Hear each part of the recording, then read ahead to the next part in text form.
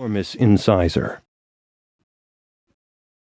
The perfectly preserved shark tooth measured more than 7 inches in length and nearly 3 inches in width. It was one of the largest ever found. Digby knew the tooth was more of an academic gold mine than a monetary one, so he donated it to the campus museum, where it went on display with his photograph and a brief biography. That had been 3 years ago. 3 long years without an archaeological encore. Until now. Digby set the tequila in his knapsack and breathed in the heat of the desert. Dust, mostly, and the incense-like odor of a lone elephant tree. Digby wiped grit from his brow and glanced around the canyon. It was no wonder civilization bypassed Baja, California. The mountains of the eastern Vizcaino were as arid as the desert hardpan below.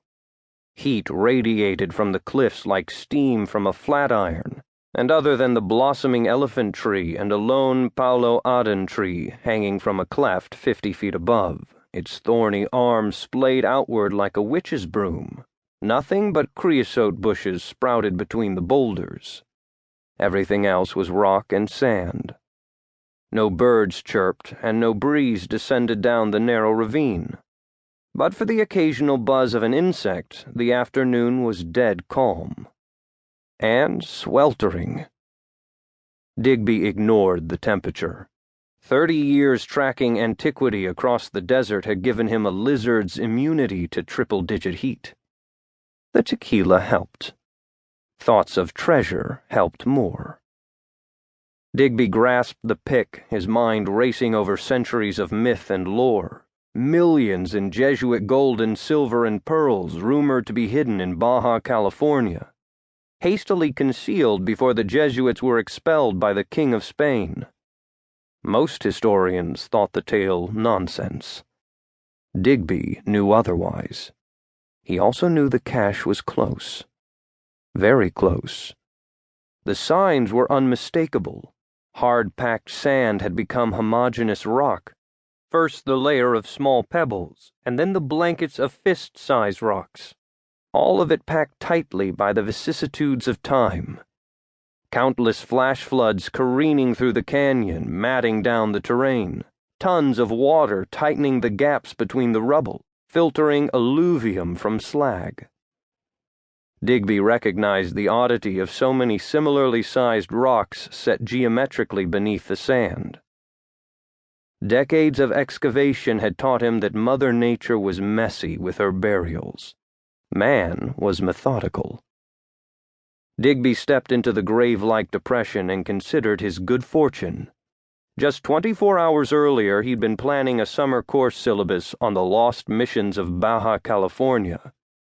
Huddled in the basement of the campus museum, he'd come across a trunk of ancient Jesuit journals. Standard diaries he'd seen 100 times before, ramblings of old priests complaining about depraved Indians, despicable living conditions, and Baja's uninhabitable wasteland. A depressing read had it not been for the stainless steel flask Digby had smuggled into the museum. Tipsy and bored, he'd handled the old trunk carelessly, and the bottom fell out. Literally. A false floor had slipped from its groove, revealing a sheaf of old parchment wrapped in oilskin. Parchment that held a crudely drawn map of Baja, California, with directions written in Spanish. The destination was a mountain range known as Tres Virgenes. 3 Virgins. The headline on the map read, Propiedad del Dios. Property of God. Digby quickly repacked the trunk, tucked the oilskin and its parchment into the waistband of his pants, and hurried back to his office at the university's archaeology department. He notified the head of the department of a sudden family emergency, emailed his travel plans to his sister, and headed south. Deep into Baja's Vizcaino desert, Digby knew the landscape well. He'd crossed it many times in his search for missions.